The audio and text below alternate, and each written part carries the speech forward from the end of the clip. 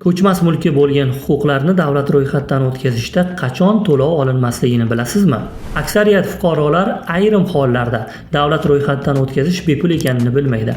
Quyidagi vaziyatlarda sizdan hech qanday to'lov undirilmaydi. Fuqaroning familiyasi, ismi va otasining ismi o'zgarganda, avval davlat ro'yxatdan o'tkazilib, amalda bo'lgan ko'chmas mulkka bo'lgan huquqlar to'g'risidagi ma'lumotlarni elektron tarzda davlat reyestriga kiritish va reyestrdan ko'chirma berish jarayonida qonunchilik hujjatlariga muvofiq aholi punktlarining nomlanishi va chegaralari o'zgarganda, shu jumladan bir hududdan boshqa hududga o'tkazilganda, turar yoki noturar ko'chmas mulk obyektida rekonstruksiya, qo'shimcha va alohida qurilish mavjud bo'lgan hamda huquq boshqa shaxsga o'tgan hollar bundan mustasno.